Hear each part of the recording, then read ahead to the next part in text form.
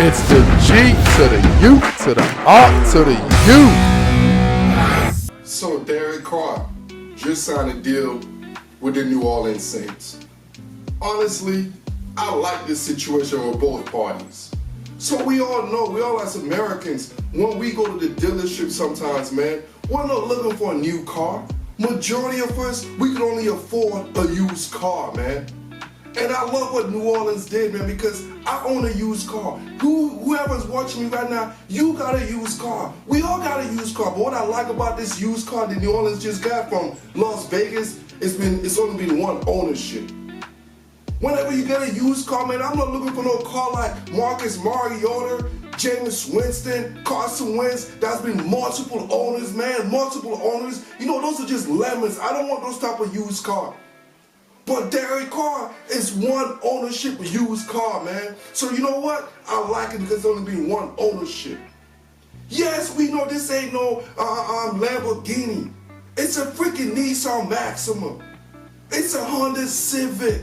It's a Subaru, man, out back.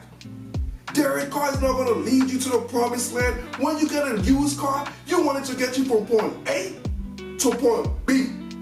And for the New Orleans Saints, from point A to point B is from a losing record to a winning record. Or maybe from a losing record to a playoff situation. So I love Derek Carr in New Orleans. I love it. The New Orleans Saints have a great offensive arsenal. Y'all just don't get it. I love the young receiving core, man, in Rashid Shaheed. I forgot how to say his name, Rashid Shaheed. My man Chris Olave, Taysom Hill, Jawan Johnson. I love it. Callaway, Adam Trotman. I like the offensive arsenal they have in New Orleans for Derek Carr. So whenever you go shopping and you got yourself a used car, you're not looking for that car to take you to the car show. Nah, you're just looking for that car to just take you from point A to point B. And I think Derek Carr is the excellent type of used car you want to get to take you from point A to point B, man. Derek Carr is capable with this roster and able to get you to a playoff bid. I'm talking about 9-8, man. I'm talking about 10-8 situation like that. 9-8, 10-8. No, I don't even want to give him 10 wins. Just basically 9-8. Derek Carr is good enough to get the New Orleans into a 9-8 record, which in my opinion will be the division winner in that weak-ass division. So sometimes, man, especially in America, it's alright to go to the car dealership and go look for a used Nissan Maxima. You might want to go and look for a used Honda Civic. You might want to go and look for a used Toyota Prius, man. The New Orleans Saints went to Las Vegas and got themselves a used car to get them from point A to point B. They're not looking for anything else but the car that will get you from point A to point B. And Derek Carr is capable enough to get you from point A to point B. Oh man, I miss this. It's been so long, man. I feel like out of whack a little bit, but now I'm good though. I am so good. So then I want to talk about my next guy. I want to talk about Geno Smith. I want to talk about the Seattle Seahawks re-signing Geno Smith. You heard him, man? They wrote me off, but I ain't right back. My man Geno Smith was the best quote of his life. Like, Geno Smith is going to be remembered in the history of football for this quote. I'm going to remember this quote, mother. I'm going to remember Geno Smith's play, for real. But I think this is a great situation because if you look at the way the contract is set up, it's really a 2-year deal, front-loaded deal, really 2 years, man. I don't give a fuck about the rest of the length. The Seahawks will get out of that with no pressure.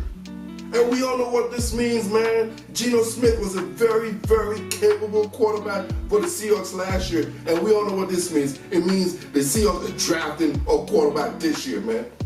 We all know Geno Smith is not the long-term situation, man. We know that, man. He knows that, man. That's why we ain't going right back right now. Because for right now, Geno Smith's story, the Geno Project, is the perfect situation right in Seattle. You know, he's under the same offensive coordinator with Shane Caldron. I love that. He's very accurate right now. You have the offensive weapon as far as the receiving core. You have a running back.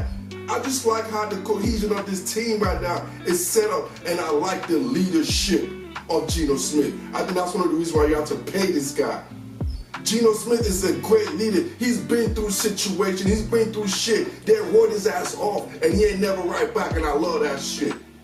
So I don't care if Geno Smith last year was going to be his best year ever. It don't matter. But he's a competent veteran quarterback. And he's a great leader in the locker room to help this young Seattle Seahawks, especially after Pete Carroll and company draft a quarterback to be his replacement in probably a couple years, man. This Geno Smith story could be like Cinderella, man.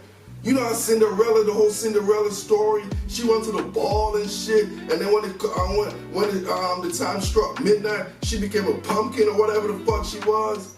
Yeah, we all know Geno Smith is eventually going to be a pumpkin, but in the meantime, I'm going to enjoy this ball while I'm watching Geno Smith looking all good and wearing those glass slippers, man. Pause. Pause, man. Pause. You know, I got a double, triple pause on that, all right? So congratulations, Geno Smith. Congratulations, Seattle Seahawks, man, with an excellent no-brainer move, man. So now, I want to move on and talk about something serious. I want to talk about Lamar Jackson and the Baltimore Ravens. You know what I'm saying? There's a lot of stories going around, especially after the Ravens gave him the non-exclusive franchise tag. And I'm hearing a lot of rhetoric, man. You know, a lot of rhetoric, especially, I'm going to talk about my people, because if you talk about Lamar and you look like me, they're going to be like, oh, you a hater, oh, you ain't in the community, oh, you ain't that. Nah, it ain't nothing like that. Lamar is good, he's not my flavor. Some people like sushi, I don't. Some people like cats, I don't. I like animals, but I don't. I don't need to like you. Lamar Jackson is a good person, but his style of play don't fit my style of likings. Some people like scary movies. I don't, but I still like movies. I still like movies. So Lamar Jackson's style of play, the thing about success, y'all gotta realize, man, success is systematic. If you want to lose weight, they're like, oh, you gotta follow some system of losing weight to lose weight. If you want to have financial freedom, you gotta figure out some kind of system.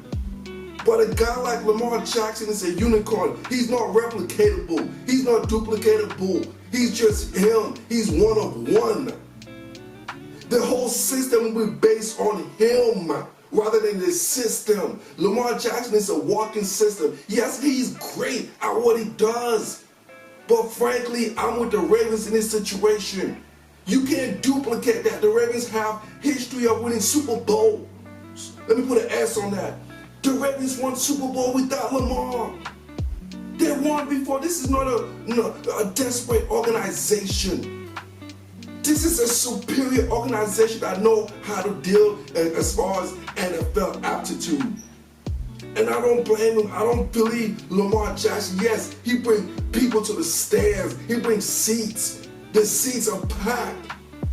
But yet, Lamar Jackson's style of play is not fit as far as a Super Bowl champion. The Ravens are in this to win Super Bowls, not to go to the playoffs. They're in this for Super Bowl. They're like the Pittsburgh Steelers. They're the blue-bread organization right now. They're astute as far as winning. I love me Lamar Jackson, but his flavor is not my type of flavor. Some people like, you know what I'm saying, honey barbecue, chicken wings. Some people like lemon pepper. Some people like any other shit. But hey, at the end of the day, bro, I like chicken wings too. I just have my own flavor, man. I believe the Ravens in this situation, giving them Lamar the opportunity to go find his own happiness. Lamar, if you think you're a $250 million quarterback, that's good, man. That's you. I ain't hating on you, bro. But if I run the Ravens like the way Ozzy and them do, man, if I'm the GM of the Baltimore Ravens, I will execute the same way you're executing currently, man. Man, I would be like, hey, Lamar, if you find some other deal, that's cool, man. No disrespect, homie. But I ain't finna pay the type of bread you think you're looking for. What you gave me? You gave me a playoff run? Dude, I am the Baltimore Ravens. I go to the playoff every time. I won Super Bowls with Trent Dilfer. I won Super Bowl with Joe Flacco, bruh. You know what I'm saying? Like, you might be the best quarterback we ever had in the organization, but guess what? Your playoff record shows you are one of the worst in the organization. So yes, I feel you. I feel you, Ravens. I feel you, Lamar. Sometimes you just gotta get a divorce. Sometimes it's just irreconcilable differences, man. It's like we just don't mix. You think too highly of yourself, and you should. I think highly of myself too, man. So in this situation, I'm always for the players, but in this situation right here, man, I'm for the Ravens, man. I think Lamar is a great, great talent. I think Lamar is out of this universe. But like I told you, success is duplicatable. Success leaves a trail. And Lamar Jackson is his own success. And in my opinion, that don't equal to a team success. And that's why I believe the Ravens should let go of all this and let Lamar go earn his success somewhere else, and the Ravens do what they do, which is consistently be a top tier organization in this league. I want to transition and I want to talk about Daniel Jones and the New York Giants situation, man. Man, I think Daniel Jones just straight trick bag the New York Giants, man. Straight trick bag the New York Giants, bruh. The New York Giants know Daniel. Look, man, I'll be real with you. I'm gonna let you cut the bullshit. Daniel Jones is an average quarterback at best in this league, man. At best. And then he just parlayed himself into tricking the New York Giants. You know what this remind me of? Remind me of a relationship. When you know the relationship is over, right? And the partner, either the woman or the man, they do the last bit before you like, you know what, it's over. But they're like, no. And they start opening doors for you. They start taking you to a restaurant and paying the bills. You know what I'm saying? They start taking you out on the movies. They just started cooking for you. They started doing everything they were supposed to do, but they started doing it now because of the fear. That's what Daniel Jones did to the New York Giants. You know, I know, the Giants was about to dump his ass. Then all of a sudden, Daniel Jones had himself a great season for himself, and now he just parlayed that into a long-term relationship. No, that don't work. That's why we have so many divorces in this fucking states. That's why we have so many damn divorces, because Daniel Jones just tricked the New York Giants organization, son.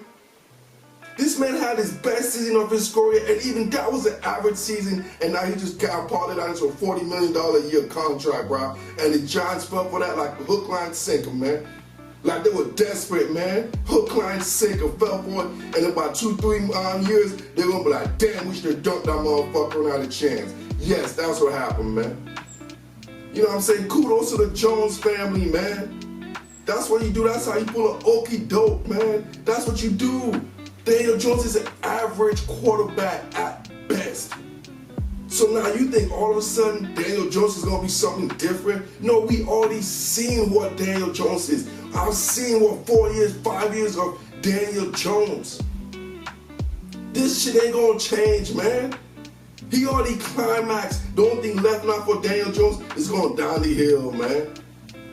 You know what I'm saying? Daniel Jones put in Ryan Tannehill. You know how Ryan Tannehill tricked the Tennessee Titans and shit? And look at the Titans now. A couple years later, they're just like, oh shit. That's exactly what's about to happen to the New York Giants, man. Daniel Jones just stayed Ryan Tannehill, the damn New York Giants, bro. Straight trick them, man. Played them like a trick bag, dog. Straight up, man. Daniel Jones was wearing high heels, standing in the corner, and you see the New York Giants are like, whoa, they started whistling and shit. Daniel Jones turned around and he's like, got him. Got him, straight up trick bag, man. So kudos to Daniel Jones. And y'all better don't stop calling this man Danny Dimes, man. Because right now with all that in his bank account, he's called Danny Benjamin. Danny Benjamin, man. Y'all know the drill. I'm the G to the U to the R to the U. Y'all better like this, love this, share this, and I am out. It's the G to the U to the R to the U.